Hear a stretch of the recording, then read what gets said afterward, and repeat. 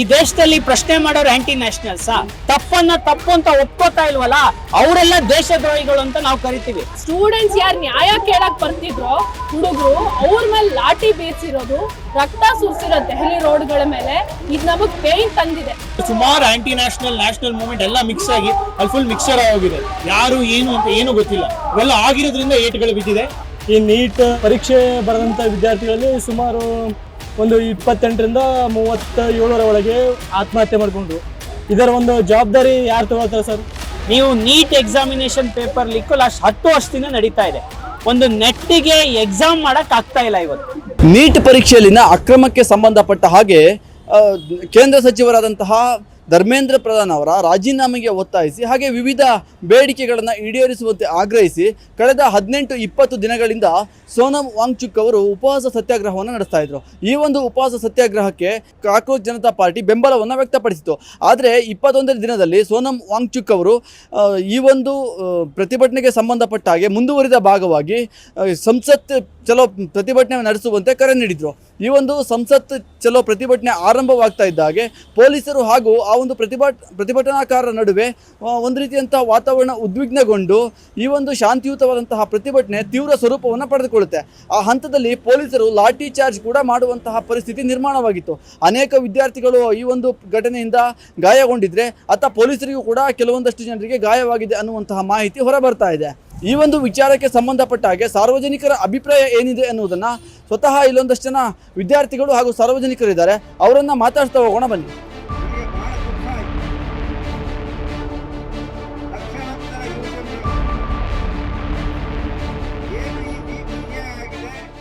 ತಮ್ಮ ಬೇಡಿಕೆ ಏನು ಸರ್? ಇದು ಈಗ ನೀಟ್ಗೆ ಸಂಬಂಧಪಟ್ಟಂಗೆ ತಮ್ಮ ಬೇಡಿಕೆ ಏನು ಸರ್? ನಮ್ಮ ದೇಶದಲ್ಲಿ ಎಕ್ಸಾಮಿನೇಷನ್ ಸಿಸ್ಟಮ್ ಅನ್ನೋದು ಸತ್ತೋಗಿದೆ ಸರ್. ನೀವು NEET examination paper leak last 10 ವರ್ಷದಿಂದ ನಡೀತಾ ಇದೆ. ಒಂದು ನೆಟ್ಟಿಗೆ ಎಕ್ಸಾಮ್ ಮಾಡಕ್ ಆಗ್ತಾ ಇಲ್ಲ ಇವತ್ತು. ಈ ಹಿನ್ನೆಲೆಯಲ್ಲಿ ಆ ಎಕ್ಸಾಮ್ ಮಾಡ್ತಾ ಇರುವಂತ ನ್ಯಾಷನಲ್ ಟೆಸ್ಟಿಂಗ್ ಏಜೆನ್ಸಿನ ಇವತ್ತು ಅಬಾಲಿಷ್ ಮಾಡಬೇಕು. ಇದಕ್ಕೆ ಹೊಣೆ ಹೊತ್ತು ಸೆಂಟ್ರಲ್ ಎಜುಕೇಶನ್ ಮಿನಿಸ್ಟರ್ ರಾಜೀನಾಮೆ ಕೊಡಬೇಕು. ಹಾಗೇನೆ ಎಲ್ಲಾ ಅಕ್ರಮಗಳನ್ನ ಮಾಡಿರೋರ್ನ ಇವತ್ತು ಶಿಕ್ಷೆ ಕೊಡಬೇಕು ಅಂತ ಆಗ್ರಹಿಸ್ತಾ ಇದೀವಿ. ಈಗ ಬಿಜೆಪಿಯವರು ಮತ್ತೆ ಬಿಜೆಪಿ ಬೆಂಬಲಿಸುವಂತವ್ರು ಹೇಳ್ತಾ ಇದ್ದಾರೆ, ನಾವು ನೀಟ್ ಮರುಪರೀಕ್ಷೆಯನ್ನ ತುಂಬಾ ಚೆನ್ನಾಗಿ ಮಾಡಿರೋದ್ರಿಂದ ಅದನ್ನ ಸಹಿಸ್ಕೊಳ್ಳಕ್ಕಾಗದೆ ಆಂಟಿ ನ್ಯಾಷನಲ್ ಎಲಿಮೆಂಟ್ಸ್ಗಳು ಈ ರೀತಿಯಾದಂತಹ ಕೃತ್ಯವನ್ನ ಮಾಡ್ತಾ ಇದ್ದಾರೆ, ಪ್ರತಿಭಟನೆ ಮಾಡ್ತಾ ಇದ್ದಾರೆ ಅಂತಿದ್ದಾರೆ. ಸರ್, ಯಾರು ಸರ್ ಆಂಟಿ ನ್ಯಾಷನಲ್ಸ್? ಈ ದೇಶದಲ್ಲಿ ಪ್ರಶ್ನೆ ಮಾಡೋರು ಆಂಟಿ ನ್ಯಾಷನಲ್ಸ್. ಇವತ್ತು ಬ್ರಿಟಿಷರು ಭಗತ್ ಸಿಂಗ್ ಅನ್ನು ಆಂಟಿ ನ್ಯಾಷನಲ್ ಅಂತ ಕರೆದ್ರು, ನೇತಾಜಿ ಸುಭಾಷ್ ಚಂದ್ರ ಬೋಸ್ನು ಕೂಡ ಆಂಟಿ ನ್ಯಾಷನಲ್ಸ್ ಅಂತ ಕರೆದ್ರು. ಇವ್ರು ಪ್ರಶ್ನೆ ಮಾಡ್ತಿರೋರು ಯಾರು ಆಂಟಿ ನ್ಯಾಷನಲ್ಸ್ ಅಲ್ಲ ಸರ್. ತಪ್ಪು ಅಂತ ಒಪ್ಕೋತಾ ಇಲ್ವಲ್ಲ, ಅವರೆಲ್ಲ ದೇಶದ್ರೋಹಿಗಳು ಅಂತ ನಾವು ಕರಿತೀವಿ. ಇಲ್ಲೇ ಸರ್ ಸಾಫ್ಟ್ವೇರ್ ಇಂಜಿನಿಯರ್ಗಳು, ಹಾಗೇನೆ ಟೆಕ್ಕಿಗಳು, ಶಿಕ್ಷಣ ತಜ್ಞರು, ಶಿಕ್ಷಕರು ಇವತ್ತು ಎಲ್ಲರೂ ಕೂಡ ಬಂದು ಇವತ್ತು ಏನ್ ಮಾತಾಡ್ತಾ ಇದ್ದಾರೆ ಅಂತ ಹೇಳಿದ್ರೆ, ಭಾರತದಲ್ಲಿ ಒಂದು ಸಂಸ್ಕೃತಿ ಇದೆ, ಒಂದು ಹೊಣೆಗಾರಿಕೆ ಇದೆ. ಏನಂತ ಹೇಳಿದ್ರೆ, ತಪ್ಪು ಅಂದ್ರೆ ಏನು, ತಪ್ಪಾದಾಗ ತಪ್ಪನ್ನು ಒಪ್ಕೊಂಡು ಅದಕ್ಕೆ ಹೊಣೆಗಾರಿಕೆ ಕೊಟ್ಟು ಅದನ್ನ ಕರೆಕ್ಟ್ ಮಾಡ್ಕೊಳ್ಳುವಂತ ಒಂದು ಸಂಸ್ಕೃತಿ ಇದೆ. ಆ ಸಂಸ್ಕೃತಿಯನ್ನ ಇವತ್ತು ಕೇಂದ್ರ ಸರ್ಕಾರ ಬಿಜೆಪಿಯವರು ಸಾಯಿಸ್ತಾ ಇದ್ದಾರೆ. ಇದನ್ನ ನಾವು ಹೋರಾಟ ಮಾಡಿ ಉಳಿಸ್ಕೋಬೇಕು ಅಂತ ನಾವು ಹೇಳ್ತೀವಿ ಸರ್. NTA-ಗೂ ನಮಗೂ ಸಂಬಂಧನೇ ಇಲ್ಲ ಅನ್ನೋ ರೀತಿಯಲ್ಲಿ ಮಾತಾಡ್ತಾ ಇದ್ದಾರೆ. ಅದು ಆಮೇಲೆ ಸಂಬಂಧಪಟ್ಟವರಿಗೆ ನಾವು ಶಿಕ್ಷೆ ಕೊಡುವಂತಹ ಕೆಲಸವನ್ನು ಮಾಡ್ತಾ ಇದೀವಿ ಅನ್ನೋಂಥದ್ದನ್ನ ಹೇಳ್ತಾರೆ. ಯಾವ್ದು ಸರ್ ಸಂಬಂಧ ಇಲ್ಲ? ಇವತ್ತು ಸೆಂಟ್ರಲ್ ಗೌರ್ಮೆಂಟ್ ಅಂದ್ರೆ ನಮ್ ಸರ್ಕಾರ ಅಲ್ವಾ? ಪ್ರಧಾನಮಂತ್ರಿಗಳು ನಮ್ ಪ್ರಧಾನಮಂತ್ರಿಗಳಲ್ವಾ? ಹಾಗೇನೆ ಇವತ್ತೇನು ಇದು ಮಾಡ್ತಾ ಇದಾರೆ ಶಿಕ್ಷಣ ಸಚಿವರು ನಮ್ ಶಿಕ್ಷಣ ಸಚಿವರು ಅಲ್ವಾ? ನಮಗೂ ಸಂಬಂಧ ಇಲ್ಲ ಅಂತ ನೀವು ಅರ್ಥ ಮಾಡ್ಕೋಬೇಕಾಗಿರೋದು. ನ್ಯಾಷನಲ್ ಟೆಸ್ಟಿಂಗ್ ಏಜೆನ್ಸಿ ಇದೆಯಲ್ಲ ಸರ್, ಅದೊಂದು ಕಾರ್ಪೊರೇಟ್ ಕಂಪನಿ. ಇವತ್ತು ಅದ್ರ ಶಿಕ್ಷಣ ತಜ್ಞರು ಇಲ್ಲ, ಇಲ್ಲಿ ಕರ್ನಾಟಕದಿಂದ ಒಬ್ರು ರೆಪ್ರೆಸೆಂಟೇಟಿವ್ ಇಲ್ಲ. ಅಂತದನ್ನ ಇಟ್ಕೊಂಡು ಇವತ್ತು ಈ ಗತಿಗೆ ಬಂದಿರೋದು ಸರ್. ಅವ್ರಿಗೆ ಮಾಡಕ್ಕಾಗಲ್ಲ ಅಂದ್ರೆ ಹೇಳಿ, ಈ ದೇಶದ ವಿದ್ಯಾರ್ಥಿ ಯುವಜನ ಯೂತ್ಸ್ ಕೊಡಿ. ಎಷ್ಟೋ ಜನ ಟೆಕ್ನಿಷಿಯನ್ಸ್ ಗಳು ನಾವು ಇದೀವಿ, ನಾವುಗಳು ಮಾಡಿ ತೋರಿಸ್ತೀವಿ ಎಕ್ಸಾಮ್ ಹೆಂಗ್ ಮಾಡ್ಬೇಕು ಅಂತ ಹೇಳಿ. ಇಲ್ಲಿ ಕರ್ನಾಟಕದಲ್ಲಿ CET ಮಾಡ್ತಾ ಇದಾರೆ 25 ವರ್ಷದಿಂದ, ಒಂದೇ ಒಂದು ವರ್ಷ ಕ್ವಶನ್ ಪೇಪರ್ ಲೀಕ್ ಆಗಿಲ್ಲ. ಇಲ್ಲ ಆಗದ ಅಲ್ಲ ಹಾಕಕ್ ಆಗಲ್ಲ ಸರ್. ಅಲ್ಲಿ ಮಾಫಿಯಾ ಇದೆ. ಇವತ್ತು ಕೋಟ್ಯಾಂತರ ರೂಪಾಯಿ ಬಿಸ್ನೆಸ್ ಇದೆ, 78,000 ಕೋಟಿ ರೂಪಾಯಿ ಟರ್ನ್ ಓವರ್ ನೀಟ್ ಕೋಚಿಂಗಿಗೆ. ಎಂತ ದುರದೃಷ್ಟ ಅಂದ್ರೆ ಇವತ್ತು ಒಬ್ಬನೇ ಒಬ್ಬ ನಮ್ಮ ಭಾರತದಲ್ಲಿ, ನಮ್ಮ ಕರ್ನಾಟಕದಲ್ಲಿರೋ ಹುಡುಗ, ಬಡವ್ರ ಮಕ್ಕಳು, ರೈತರ ಮಕ್ಕಳು, ರೂರಲ್ ಬ್ಯಾಕ್ ಗ್ರೌಂಡ್, ನೀವು ಡಾಕ್ಟರ್ ಆಗಕ್ ಆಗ್ತಾ ಇಲ್ಲ. ಇಲ್ಲೇ BMC ಕಾಲೇಜ್ ಇದೆ, ಮೈಸೂರು ಮೆಡಿಕಲ್ ಕಾಲೇಜಿಗೆ ನಾನೇ ಹೋಗ್ತಾ ಇರ್ತೀನಿ. ಅಲ್ಲಿ ಗಮನಿಸಿದಾಗ ಎಲ್ಲ ಕೋಚಿಂಗ್ ಇಂದ ಬಂದಿರೋ ಹುಡುಗರು 10 ಲಕ್ಷ ಪ್ಯಾಕೇಜ್ ಬೇಕು 2 ವರ್ಷಕ್ಕೆ. ಇಂಥದನ್ನ ಇಟ್ಕೊಂಡ್ರೆ ಇವತ್ತು ಯಾವ್ದಾದ್ರು ಮಾಡಕ್ ಆಗುತ್ತಾ ಸರ್? ಹಂಗಾಗಿ ಈ ಎಜುಕೇಶನ್ ಸಿಸ್ಟಮ್ ಇಂಪ್ರೂವ್ ಆಗ್ಬೇಕು ಅಂತ ಹೋರಾಟ ಮಾಡ್ತಾ ಇರೋದು. ಈಗ ನೀಟ್ ಪ್ರಶ್ನೆ ಪತ್ರಿಕೆಯಲ್ಲಿ ಅಕ್ರಮವಾಯಿತು ಅನ್ನೋ ಕಾರಣಕ್ಕೆ ಸೋನಮ್ ವಾಂಗ್ಚುಕ್ ಅವರು ಉಪವಾಸ ಸತ್ಯಾಗ್ರಹ ಮಾಡ್ತಾರೆ ಗೊತ್ತೇ ಇದೆ. ಈಗ ಅವರು ಉಪವಾಸ ಸತ್ಯಾಗ್ರಹನ ಹತ್ತಿಕ್ಕುವಂತಹ ಪ್ರಯತ್ನ ಆಗ್ತಾ ಇದೆ ಅಂತೇಳಿ ದೇಶಾದ್ಯಂತ ಒಂದು ಪ್ರತಿಭಟನೆ ಆರಂಭ ಆಗಿದೆ. ತಮ್ಮ ಒಪಿನಿಯನ್ ಇದ್ರ ಬಗ್ಗೆ? Very important. ನಾವು we should always stick to our core values. ಇದೆಲ್ಲ ಆದಾಗ ಎಲ್ಲ ತುಂಬ ಡೈವರ್ಷನ್ಸ್ಗಳಾಗ್ತಿವೆ, ಅವೆಲ್ಲ ಆಗಬಾರ್ದು. ನಾವು we are fighting for education system. ನಾವು ಎಜುಕೇಷನ್ ಸಿಸ್ಟಮ್ ಮಾತ್ರ ಫೈಟ್ ಮಾಡಬೇಕು. ಸೋನಮ್ ವಾಂಗ್ಚುಕ್ ಸರ್ ಅಷ್ಟೇ ಎಜುಕೇಷನ್ ಸಿಸ್ಟಮ್ ಮಾತ್ರ ಫೈಟ್ ಮಾಡಬೇಕು. ಇದು ಬಿಜೆಪಿ ಕಾಂಗ್ರೆಸ್ ಬಗ್ಗೆ ಅಲ್ಲ, ನಮ್ಮ ಮಕ್ಕಳ ಭವಿಷ್ಯ ತುಂಬಾ ಇಂಪಾರ್ಟೆಂಟ್. ಅವ್ರು ಬರೋದು ಇವ್ರು ಬರೋದ್ರಿಂದ ತುಂಬಾ ತೊಂದರೆ ಆಗುತ್ತೆ. ತೊಂದರೆ ಆಗಬಾರ್ದು. ನಮ್ಮ ಸ್ಟೂಡೆಂಟ್ಸ್ಗೆಲ್ಲ ಏಟ್ ಬೀಳ್ತಿದೆ, ಅದು ಏಟ್ ಬೀಳಬಾರ್ದು. ಪೀಸ್ಫುಲ್ ಪ್ರೊಟೆಸ್ಟ್ ಆಗಿ ಇರಬೇಕು. ಇದೇ ನಮ್ಮ ಒಂದು ಕೋರಿಕೆ. ಬರೀ ಎಜುಕೇಷನ್ ಮಾಡಿ ಇಟ್ಟಿರಿ, ಅದು ಬಿಟ್ಟು ಇನ್ನೇನು ಮಾಡಿ. ಈಗ ನೀಟ್ ಅಕ್ರಮ ಇದೆ ಮೊದಲೇನಲ್ಲ, ಸಮಾನವಾಗಿ ಆಗ್ತಾ ಇದೆ. ಸೊ ಇದನ್ನ ಸರಿಪಡಿಸುವುದು ಯಾವ ತರ ಮಾರ್ಗ ಏನಂದ್ರೆ ಒಬ್ರು ಮಿನಿಸ್ಟರ್ ತೆಗ್ರೆ ಇನ್ನೊಬ್ರು ಮಿನಿಸ್ಟರ್ ಬರ್ತಾರೆ. ಎಜುಕೇಶನ್ ಫುಲ್ ಏನಿದೆ ಆ ಕೋರ್ ವ್ಯಾಲ್ಯೂಸ್. ಈ ಗೌರ್ಮೆಂಟ್ ಜಾಬ್ ತಗೋತಾರಲ್ಲ, ಎಜುಕೇಶನ್ ಅಲ್ಲಿ ದುಡ್ಡು ಮಾಡಕ್ಕೆ ತಗೋತಾರೆ, ಲಂಚ ಕೊಟ್ಟು ತಗೋತಾರೆ. ಈ ಕರಪ್ಷನ್ ಎಲ್ಲ ಎಂಡ್ ಮಾಡಬೇಕು. ಎಜುಕೇಶನ್ ಗ್ರೇಡಿಂಗ್ ಬಗ್ಗೆ ಇರಬಾರ್ದು, ಸ್ಕಿಲ್ ಬಗ್ಗೆ ಇರಬೇಕು. ಮೆಡಿಕಲ್ ಅಲ್ಲೂ ಅಷ್ಟೇ ಸ್ಕಿಲ್ ಬಗ್ಗೆ ಇರಬೇಕು. ಇದಿದ್ರೆ ಮಾತ್ರ ಇಂಪಾರ್ಟೆಂಟ್. ಸುಮಾರು ಜನ ನೀವು ನೋಡಿರ್ಬೋದು, ನೀಟ್ ಪಾಸ್ ಆಗಿರ್ತಾರೆ, ಆಪರೇಷನ್ ಮಾಡಕ್ ಬರಲ್ಲ, 10, 15, 25 FIR ಗಳಿರ್ತವೆ. ಇದಿರೋದು ವೆರಿ ಇಂಪಾರ್ಟೆಂಟ್. ಗ್ರೇಡಿಂಗ್ ಸಿಸ್ಟಮ್ ತೆಗೆದು ಸ್ಕಿಲ್ ಬೇಸ್ ಸಿಸ್ಟಮ್ ಹಾಕಿದ್ರೆ ನಮ್ಮ ದೇಶ ಉದ್ಧಾರ ಆಗುತ್ತೆ. ಇಲ್ಲಾಂದ್ರೆ ನಾವು ಯಾವಾಗಲೂ ಹಿಂದುಳಿದ ದೇಶ ಆಗಿರ್ತೀವಿ. ಈಗ ನಿನ್ನೆ ಪ್ರತಿಭಟನೆ ಮಾಡ್ತಾ ಇದ್ದ ವಿದ್ಯಾರ್ಥಿಗಳ ಮೇಲೆ ಒಂದು ಹಲ್ಲೆ ಮಾಡುವಂತಹ ಯತ್ನ ನಡೆದಿದೆ, ಅದ್ರ ಬಗ್ಗೆ ಏನಂತಾರೆ? ಒಂದು ಸಿಂಪಲ್ ಇಂಪಾರ್ಟೆಂಟ್ ಏನಂದ್ರೆ ಸುಮಾರು ಆಂಟಿ ನ್ಯಾಷನಲ್ ಮೂವ್ಮೆಂಟ್ ಎಲ್ಲ ಮಿಕ್ಸ್ ಆಗಿ ಅಲ್ಲಿ ಫುಲ್ ಮಿಕ್ಸರ್ ಆಗೋಗಿದೆ. ಯಾರು ಏನು ಅಂತ ಏನು ಗೊತ್ತಿಲ್ಲ. ಇವೆಲ್ಲ ಆಗಿರೋದ್ರಿಂದ ಏಟ್ಗಳು ಬಿದ್ದಿದೆ. ಆಮೇಲೆ ನಮ್ಮಲ್ಲೂ ಪ್ರಾಬ್ಲಮ್ ಆಗಿದೆ, ಅವ್ರ ಕಡೆಯಿಂದನೂ ಪ್ರಾಬ್ಲಮ್ ಆಗಿದೆ. ಒಂದು ಕಾಂಪ್ರಮೈಸಿಗೆ ಬರಬೇಕು, ಅವರು ಬರಬೇಕು, ಡೈಲಾಗ್ ಮಾಡಬೇಕು. ನಮ್ಗೆ ಈ ತರ ರಿಸೈನ್ ಮಾಡೋದು ಅಂತೂ ಅವಶ್ಯಕತೆ ಇದೆ. ರಿಸೈನ್ ಮಾಡಿಸ್ಬೇಕು, ಇಲ್ಲಾಂದ್ರೆ ಏನಾದ್ರು ಬೇರೆ ಕೋರಿಕೆಯನ್ನು ಎಕ್ಸೆಪ್ಟ್ ಮಾಡ್ಕೋಬೇಕು. ನಮ್ದು ಏನ್ 3 ವಿಷಯ ಇದೆ ಎಕ್ಸೆಪ್ಟ್ ಮಾಡಿಸ್ಕೋಬೇಕು. ಸೋನಮ್ ವಾಂಗ್ಚುಕ್ ಅವ್ರನ್ನ ದೇಶದ್ರೋಹಿ ಅಂತೇಳಿ ಬಿಂಬಿಸುವ ಪ್ರಯತ್ನ ನಡೀತಾ ಇದೆ, ಇದ್ರ ಬಗ್ಗೆ ತಮ್ಮ ಒಪಿನಿಯನ್? ಅಲ್ಲಿ ನೋ ಕಮೆಂಟ್ಸ್. ಬಿಕಾಸ್ ಅಲ್ಲಿ ಸುಮಾರು ಥಿಂಗ್ಸ್ ಇದೆ ಇನ್ ದ ಬ್ಯಾಕ್ ಗ್ರೌಂಡ್. ಯಾರಿಗೂ ಕ್ಲಿಯರ್ ಇನ್ಫಾರ್ಮೇಶನ್ ಇಲ್ಲ. ನಮ್ ಸಿಸ್ಟಮ್ ಇಷ್ಟೇ, ಎಜುಕೇಶನ್ ಸಿಸ್ಟಮ್ ಚೇಂಜ್ ಮಾಡ್ಬೇಕು ಅಂತ ಅವ್ರು ಹೋರಾಡ್ತಿದ್ದಾರೆ. ನಾವು ಅವ್ರಿಗೆ ಸಪೋರ್ಟ್ ಕೊಡ್ತೀವಿ ಅಷ್ಟೇ. ನಮಗೆ ಗೊತ್ತಿಲ್ಲ ಅಲ್ಲಿ ಒಳಗೆ ಏನ್ ಇನ್ಫಾರ್ಮೇಶನ್ ನಡೀತಿದೆ ಅಂತ. ಅದು ಬರೀ CBI ಅವ್ರು ಮಾತ್ರ ಹೇಳಕ್ಕಾಗಲ್ಲ. ಕ್ಲಿಯರ್ ಆಗಿ ಪಬ್ಲಿಕ್ ಇನ್ಫಾರ್ಮೇಶನ್ ಮಾಡಿ ತಿಳಿಸ್ಕೊಡಿ, ವಿ ಕ್ಯಾನ್ ಡೂ ಸಮಥಿಂಗ್. ಈಗ ನಿಮಗೆ ಗೊತ್ತಿದೆ ನೀಟ್ ಅಕ್ರಮವಾಗಿದೆ ಅಂತ ಹೇಳಿ ಸೋನಮ್ ವಾಂಗ್ಚುಕ್ ಅವರು ಪ್ರತಿಭಟನೆ ಮಾಡ್ತಾ ಇದ್ದಾರೆ. ಆ ಪ್ರತಿಭಟನೆನ ಹತ್ತಿಕ್ಕುವ ಭಾಗವಾಗಿ ಅವ್ರನ್ನ ಆಸ್ಪತ್ರೆಗೆ ಕರ್ಕೊಂಡು ಹೋಗಿದ್ದಾರೆ. ಇದ್ರ ಬಗ್ಗೆ ತಮ್ಮ ಒಪಿನಿಯನ್ ಏನು? ಸರ್, ಸೋನಮ್ ವಾಂಗ್ಚುಕ್ ಅವರು ದೇಶದ ಒಂದು ಪ್ರಜಾಪ್ರಭುತ್ವದ ಒಂದು ತಳಹಟ್ಟಿನ ಒಂದು ನಿರ್ಧಾರದ ಮೇಲೆ ಅವರು ಹೋರಾಟ ಮಾಡ್ತಿದ್ದಾರೆ. ಅವ್ರದೊಂದು ಈ ನೀಟ್ ಸುಮಾರು 21 ಲಕ್ಷ ವಿದ್ಯಾರ್ಥಿಗಳು ಪ್ರಥಮ ಬಾರಿಗೆ ಪರೀಕ್ಷೆಯನ್ನು ಬರೆದಿದ್ದರು. ಈ ಪರೀಕ್ಷೆ ಬರೆದಂಥ ವಿದ್ಯಾರ್ಥಿಗಳಲ್ಲಿ ಸುಮಾರು ಒಂದು 28ರಿಂದ 37 ಒಳಗೆ ಆತ್ಮಹತ್ಯೆ ಮಾಡಿಕೊಂಡ್ರು. ಇದರ ಒಂದು ಜವಾಬ್ದಾರಿ ಯಾರು ತಗೊಳ್ತಾರೆ ಸರ್? ಈ ಕೇಂದ್ರ ಸರ್ಕಾರ ತಗೊಂಡಿಲ್ಲ. ಒಂದ್ ವೇಳೆ ತಗೊಳ್ಬೇಕಾದ್ರೆ ಧರ್ಮೇಂದ್ರ ಪ್ರಧಾನ್ ಅವರು ರಾಜೀನಾಮೆ ಕೊಡಬೇಕಾಗಿತ್ತು, ಅವರು ಕೊಡ್ಲಿಲ್ಲ. ಅದ್ರ ಸಲುವಾಗಿ ಒಂದು ನೈತಿಕ ಹೊಣೆಯನ್ನು ಹೊತ್ತು ಈ ಸೋನಮ್ ವಾಂಗ್ಚುಕ್ ಅವರು ಒಂದು ಧರಣಿಯನ್ನ ಕುಂತರು ಜಂತರ್ ಮಂತರ್ನಲ್ಲಿ. ಇದು ತಪ್ಪಾ? ಈಗ ಧರ್ಮೇಂದ್ರ ಪ್ರಧಾನ್ ರಾಜೀನಾಮೆ ಕೊಡೋದ್ರಿಂದ ಎಲ್ಲ ಸಿಸ್ಟಮ್ ಸರಿ ಹೋಗುತ್ತಾ? ನಾವು ಅಲ್ಲಿ ಅಕ್ರಮ ಎಸಗಿದವ್ರನ್ನ ನಾವು ಅದು ಶಿಕ್ಷೆ ಕೊಡುವಂತ ಕೆಲಸ ಮಾಡ್ತಾ ಇದೀವಿ ಅಂತ ಕೇಂದ್ರ ಸರ್ಕಾರ ಹೇಳ್ತಾ ಇದೆ. ಸರ್, ಈಗ ಸೋನಮ್ ವಾಂಗ್ಚುಕ್ ಅವರು ಪ್ರತಿಭಟನೆ ಮಾಡೋದು, ಧರ್ಮೇಂದ್ರ ಪ್ರಧಾನ್ ಅವರು ರಾಜೀನಾಮೆ ಕೊಟ್ರೆ ಎಲ್ಲಾ ಸಿಸ್ಟಮ್ ಸರಿ ಹೋಗಲ್ಲ. ಆದ್ರೆ ಇದೊಂದು ಪ್ರಾರಂಭ ಆಗುತ್ತೆ. ಇದೊಂದು ಪ್ರಾರಂಭದಿಂದ ದೇಶದಲ್ಲಿ ಒಂದು ಬದಲಾವಣೆ ಆಗುತ್ತೆ. ಒಂದ್ ವೇಳೆ ಇಷ್ಟೆಲ್ಲ ಹೋರಾಟ ಮಾಡ್ತಾ ಇದ್ದೇವೆ ಜನರು, ವಿದ್ಯಾರ್ಥಿಗಳು, ದೇಶದ ಒಂದು ಹಿತ ಬಯಸುವವರು, ಆದ್ರೂ ಕೂಡ ಸೋನಮ್ ವಾಂಗ್ಚುಕ್ ಅವರ ಒಂದು ಮತ್ತು ದೇಶದ ಜನರ ಒಂದು ಹಿತರಕ್ಷಣೆಗಾಗಿ ಸರ್ಕಾರ ಒಂದು ವಿದ್ಯಾರ್ಥಿ ಜೊತೆ ಮಾತನಾಡಲಿಲ್ಲ ಅಂತಂದ್ರೆ ಮತ್ತೆ ದೇಶದ ಪ್ರಜಾಪ್ರಭುತ್ವ ಎಲ್ಲಿದೆ? ನೀಟ್ ಮರುಪರೀಕ್ಷೆ ಯಶಸ್ವಿಯಾಗಿ ಮಾಡಿದೀವಿ, ಅದನ್ನ ಸಹಿಸ್ಕೊಳಕ್ ಆಗ್ತಾ ಇಲ್ಲ, ಅದಕ್ಕೆ ಪ್ರತಿಭಟನೆ ಮಾಡ್ತಿದ್ದಾರೆ ಅಂತ ಹೇಳ್ತಿದಾರಲ್ಲ. ನೀಟ್ 2ನೇ ಬಾರಿಗೆ ನೀವು ಯಶಸ್ವಿಯಾಗಿ ಮಾಡಿದ್ರಿ ಸರ್. 28 ವಿದ್ಯಾರ್ಥಿಗಳು ಆತ್ಮಹತ್ಯೆ ಮಾಡ್ಕೊಂಡ್ರಲ್ಲ, ಅದಕ್ಕೆ ನೀವು ಬೆಲೆ ಕೊಟ್ರಾ? ಯಾವಾಗ ಅವ್ರಿಗೆ ಬೆಲೆ ಸಿಗೋದು? ಅದ್ರ ಬಗ್ಗೆ ನೀವು ಮಾತಾಡಲ್ಲ ನೀವು. ನಿನ್ನೆ ಪ್ರತಿಭಟನಾಕಾರರ ಮೇಲೆ ಒಂದು ಆಕ್ರೋಶ, ಪ್ರತಿಭಟನಾಕಾರರು ಮತ್ತೆ ಪೊಲೀಸರ ನಡುವೆ ವಾಗ್ಯುದ್ಧಗಳು ನಡೆದು ಒಂದು ರೀತಿಯಾದಂತಹ ಹಲ್ಲೆಗಳು ನಡೆಯುವಂತಹ ಯತ್ನ ಕೂಡ ಡೆಲ್ಲಿಯಲ್ಲಿ ಆಗಿದೆ. ಇದ್ರ ಬಗ್ಗೆ ನಿನ್ನೆ ಸೋನಮ್ ವಾಂಗ್ಚುಕ್ ಅವರು, CJPಯ ಸಂಸ್ಥಾಪಕ ದಿಪ್ಕೆ ಅವರು ಒಂದು ಶಾಂತಿಯುತವಾದಂತಹ ಒಂದು ಪ್ರತಿಭಟನೆಯನ್ನ ನಾವು ನಡೆಸ್ತೀವಿ ಅಂತ ಹೇಳಿದ್ರು. ವಿದ್ಯಾರ್ಥಿಗಳ ಮೇಲೆ ಕ್ರೂರವಾಗಿ ಟಿಯರ್ ಗ್ಯಾಸ್ ಮತ್ತು ಲಾಠಿ ಚಾರ್ಜ್ ಮಾಡಿದ್ದು ದೆಹಲಿ ಪೊಲೀಸರ ಒಂದು ಏನಪ್ಪಾ ಅಂದ್ರೆ ನೈತಿಕತೆ ಇಲ್ಲದಂತ ಒಂದು ಸಮಸ್ಯೆಯನ್ನು ತೋರಿಸ್ತಾ ಇದೆ. ಈ ಒಂದು ವಿದ್ಯಾರ್ಥಿಗಳು ಏನಪ್ಪಾ ಅಂದ್ರೆ ಶಾಂತಿಯುತವಾಗಿ ಪ್ರತಿಭಟನೆ ಮಾಡಿದ್ರು ಕೂಡ ದೆಹಲಿ ಪೊಲೀಸರು ಏನಪ್ಪಾ ಅಂದ್ರೆ ಅವರನ್ನ ಹತ್ತಿಕ್ಕಿದ್ದಾರೆ. ಇದನ್ನ ಪ್ರಜಾಪ್ರಭುತ್ವದ ಒಂದು ಹತ್ಯೆ ಅಂತ ನಾನು ಪರಿಗಣಿಸ್ತೀನಿ ಸರ್. ಇದನ್ನು ಏನು ಕಾಕ್ರೋಚ್ ಜನತಾ ಪಾರ್ಟಿ ಮತ್ತೆ ಸೋನಮ್ ವಾಂಗ್ಚುಕ್ ಅವರು ಹೋರಾಟನ ಮಾಡ್ತಾ ಇದ್ರು, ಆ ಒಂದು ಹೋರಾಟವನ್ನ ಹತ್ತಿಕ್ಕುವಂತಹ ಪ್ರಯತ್ನ ನಿನ್ನೆ ಜಂತರ್ ಮಂತರ್ ನಡೆದಿದೆ. ಇದ್ರ ಬಗ್ಗೆ ತಮ್ಮ ಒಪಿನಿಯನ್? ಯಾವತ್ತು ಕಾನೂನು ಕೆಲವು ಜನರನ್ನ ಪ್ರೊಟೆಕ್ಟ್ ಮಾಡಕ್ ಶುರು ಆಗುತ್ತೆ, ಆವಾಗ ಅದರ ಮೌಲ್ಯ ಕಳ್ಕೊಳ್ಳುತ್ತೆ ಸರ್, ತನ್ನ ಸ್ಯಾಂಕ್ಟಿಟಿ ಕಳ್ಕೊಳ್ಳುತ್ತೆ ಲಾ. ಅಲ್ಲಿ ಇವತ್ತು ನಿನ್ನೆ ನಾವ್ ನೋಡಿರೋದು ಇದೊಂದೇ ನಗ್ನ ಪ್ರದರ್ಶನ, ಬ್ಯೂರೋಕ್ರಸಿದು ಆಟೋಕ್ರಸಿದು ಒಂದು ನಗ್ನ ಪ್ರದರ್ಶನ. ಅದು ನಮ್ಮೆಲ್ಲರಲ್ಲೂ ತುಂಬಾ ಚುಚ್ಚಿದೆ ಸರ್. ಸ್ಟೂಡೆಂಟ್ಸ್ ಯಾರು ನ್ಯಾಯ ಕೇಳಕ್ ಬರ್ತಿದ್ರೋ ಹುಡುಗರು, ಅವ್ರ ಮೇಲೆ ಲಾಠಿ ಬೀಸಿರೋದು, ರಕ್ತ ಸುರಿಸಿರೋ ದೆಹಲಿ ರೋಡ್ಗಳ ಮೇಲೆ, ಇದು ನಮಗ್ ಪೇನ್ ತಂದಿದೆ. ಅಲ್ಲಿ ನಾವು ಸರ್ಕಾರಕ್ಕೆ ಏನ್ ಕೇಳ್ತಾ ಇದೀವಿ ಸರ್, ಕನಿಷ್ಠ ಅಕೌಂಟಬಿಲಿಟಿ. ಪ್ರಜಾತಾಂತ್ರಿಕ ಸರ್ಕಾರಕ್ಕೆ ಇಷ್ಟು ಕೇಳಕ್ಕಾಗಲ್ವಾ ಜನಗಳು? ನೀಟ್ ಅಂತ ದೊಡ್ಡ ಮಟ್ಟದ ಹಗರಣ ನಡೆದಿದೆ, ಲಕ್ಷಾಂತರ ವಿದ್ಯಾರ್ಥಿಗಳ ಜೊತೆ ಭವಿಷ್ಯದ ಜೊತೆಗೆ ಆಟ ಆಡಿದ್ದಾರೆ, ಒಬ್ರು ಬಂದು ಉತ್ತರ ಕೊಡಕ್ಕಾಗಲ್ವಾ?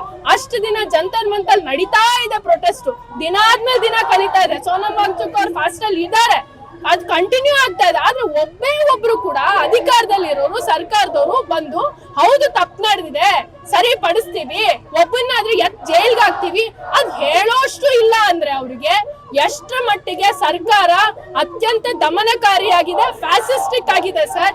ಇದನ್ನ ನಾವು ಅಪೋಸ್ ಮಾಡ್ತಾ ಇದೀವಿ. ಇಲ್ಲಿ ನಾವ್ ಹೇಳಕ್ ಇಷ್ಟಪಡ್ತೀವಿ, ಜನಗಳ ಮೇಲೆ, ಸ್ಟೂಡೆಂಟ್ಸ್ ಮೇಲೆ ಬಿದ್ದಿರೋಂತ ಒಂದೊಂದು ಪೆಟ್ಟಕ್ಕೂ ಜನ ಲೆಕ್ಕ ಕೇಳ್ತಾರೆ ಸರ್. ಇದು ಇತಿಹಾಸದಲ್ಲಿ ನಡ್ಕೊಂಡ್ ಬಂದಿದೆ, ಈಗ್ಲೂ ಆಗುತ್ತೆ. ಇದು NTA ನವ್ರದ್ದು ತಪ್ಪಿದೆ. ಅಲ್ಲಿ NTA ದಲ್ಲಿರುವಂತಹ ಒಂದಷ್ಟು ಜನರನ್ನ ನಾವು ಬಂಧನ ಮಾಡಿದೀವಿ. ಬಂಧನ ಮಾಡಿದ ನಂತರ ಪ್ರಧಾನ್ ಅವರು ಯಾಕೆ ರಾಜೀನಾಮೆ ಕೊಡಬೇಕು ಅನ್ನುವಂಥದ್ದನ್ನು ಹೇಳ್ತಾ ಇದ್ದಾರೆ ಸರ್. ಇಲ್ಲಿ ನಾವು NTAದು ಸ್ಟ್ರಕ್ಚರ್ ಬಗ್ಗೆನೇ ಪ್ರಶ್ನೆ ಕೇಳ್ತಾ ಇರೋದು ಸರ್. NTA ಅಥವಾ ನೀಟು ಅಬ್ಸ್ಟ್ರಾಕ್ಟ್ ಅಲ್ಲ ಸರ್, ಇದು NEP ಯ ಪಾಲಿಸಿ, ಇದು NEP ದ ಕಂಟಿನ್ಯೂಯೇಷನ್. ಇದು NTAದು ಸ್ಟ್ರಕ್ಚರ್ ಅಲ್ಲೇನೆ ಪ್ರಾಬ್ಲಮ್ ಇದೆ. ಅದ್ರಲ್ಲಿ ಎಲೆಕ್ಟೆಡ್ ಬಾಡಿ ಇಲ್ಲ, ಎಲೆಕ್ಟೆಡ್ ಬಾಡಿ ಮೆಂಬರ್ಸ್ ಇಲ್ಲ. ಅದ್ರಲ್ಲಿ ಕಂಪ್ಲೀಟ್ಲಿ ಸಿಸ್ಟಮ್ ನ ಔಟ್ಸೋರ್ಸ್ ಮಾಡಿದ್ದಾರೆ. ಪ್ರಶ್ನೆ ಪತ್ರಿಕೆನ ಮಾಡೋರ್ನ ಕರ್ಕೊಂಡ್ಬಂದು ಕೂಡಿಸೋದ್ರಿಂದ ಹಿಡಿದು ಅವ್ರನ್ನ ಏನೋ TADA ಇಂದ ಹಿಡ್ಕೊಂಡು ಆ ಎಕ್ಸಾಮಿನೇಷನ್ ಪೇಪರ್ಸ್, ಟ್ರಾನ್ಸ್ಪೋರ್ಟೇಷನ್ ಇಂದ ಹಿಡ್ಕೊಂಡು ಎಲ್ಲಾನು ಕಂಪ್ಲೀಟ್ಲಿ ಔಟ್ಸೋರ್ಸ್ಡ್. ಅದ್ರಲ್ಲಿ government authority, government directly involvement ಇಲ್ಲ. ಹಂಗಿರೆ NTA ಸ್ಟ್ರಕ್ಚರ್ ಅಲ್ಲೇ ಸಮಸ್ಯೆ ಇದೆ. ಯಾಕಂದ್ರೆ ಸರ್, ಇದೊಂದು ಆರ್ಬಿಟರಿ ಇನ್ಸಿಡೆಂಟ್ ಅಲ್ಲ, 2ನೇ ಸಲ ನೀಟ್ ಎಕ್ಸಾಮಿನೇಷನ್ ಆಗಿರೋದು.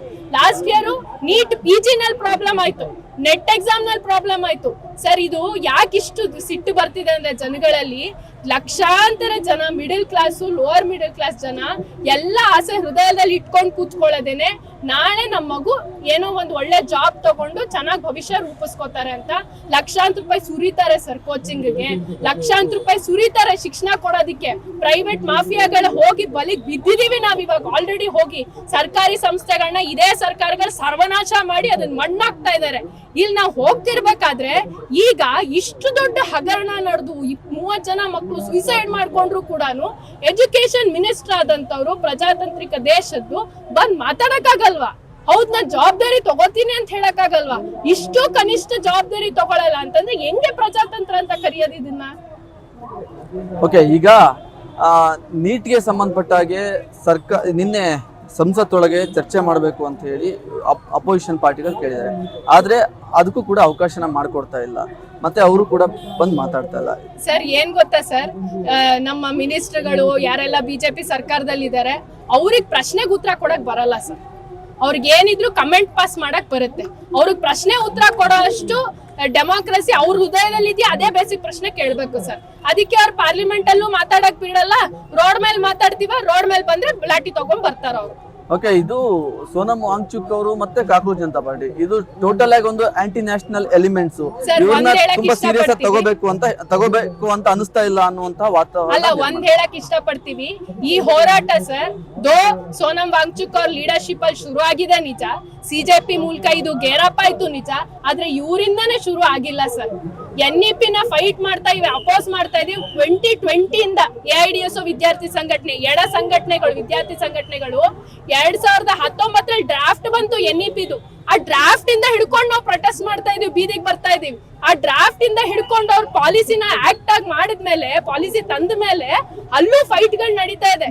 ಇಲ್ಲಿ ಸರ್ ಒಂದ್ ಹೇಳಕ್ ಇಷ್ಟಪಡ್ತೀವಿ, ಸರ್ಕಾರಕ್ಕೆ ಹೋರಾಟಗಾರನ ಬ್ಲೇಮ್ ಮಾಡಕ್ಕೆ 100 ಶಬ್ದ ಸಿಗುತ್ತೆ ಸರ್.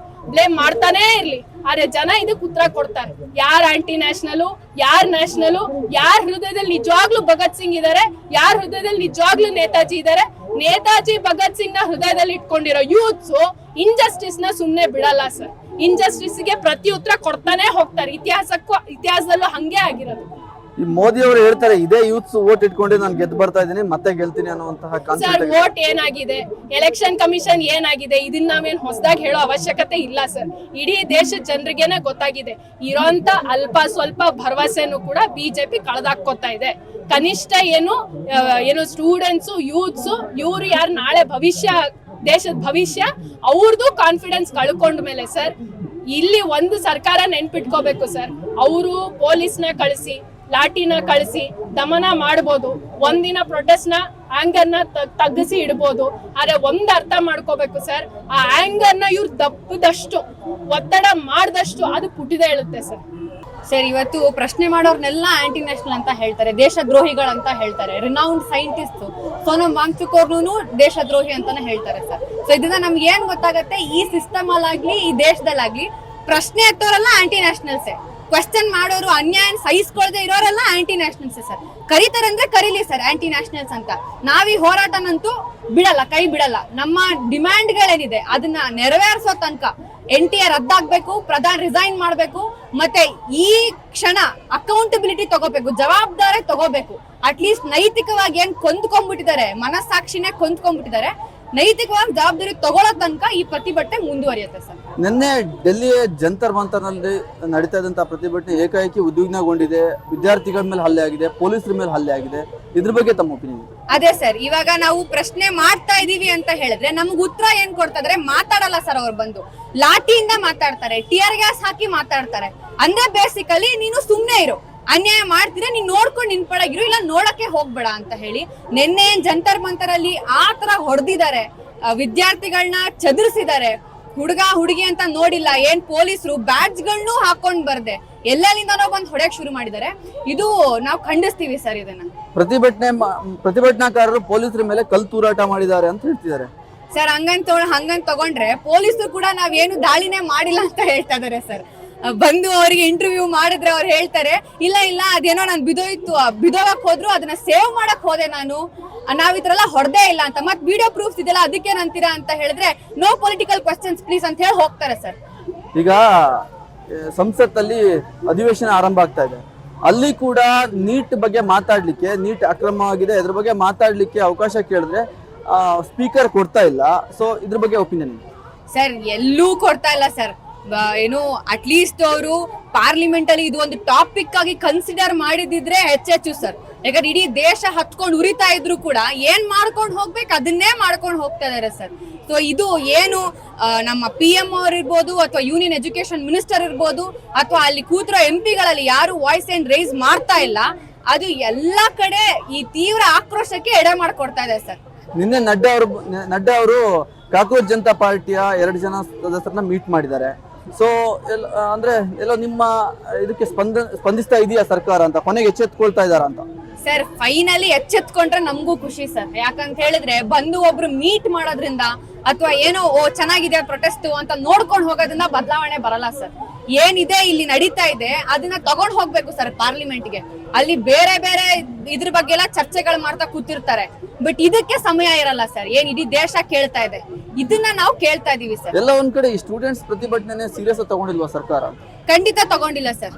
ಅವರು ಬೇಕಂತಾನೆ ಕಡೆಗಣಿಸ್ತಾ ಇದಾರೆ ಸರ್. ಯಾಕಂದ್ರೆ ಅವರ ಆಳ್ವಿಕೆನ ನಾವೇನ್ ಪ್ರಶ್ನೆ ಮಾಡ್ತಿದೀವಿ, ಈಗ ಪ್ರಶ್ನೆ ಮಾಡ್ತಿದೀವಿ ಅಂತ ಹೇಳಿದ್ರೆ ಇವಾಗ್ಲೇ ಹೆದರ್ಸ್ಬೇಕು ನಮ್ನ.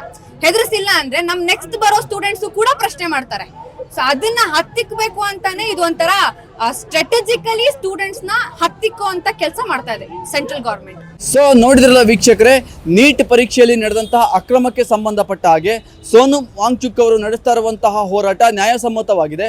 ಅವರ ಹೋರಾಟದ ಜೊತೆಗೆ ಧರ್ಮೇಂದ್ರ ಪ್ರಧಾನ್ ಅವರ ರಾಜೀನಾಮೆಯನ್ನು ಕೂಡ ನೀಡಬೇಕು, ಮಾತ್ರವಲ್ಲ ಸರ್ಕಾರ ಒಂದು ಅಕೌಂಟಬಿಲಿಟಿಯನ್ನು ಕೊಡಬೇಕು ಎನ್ನುವಂತಹ ಮಾತನ್ನು ಇಲ್ಲಿರ್ತಕ್ಕಂಥ ವಿದ್ಯಾರ್ಥಿಗಳು ಮತ್ತು ಸಾರ್ವಜನಿಕರು ಆಗ್ರಹಿಸ್ತಾ ಇದ್ದಾರೆ.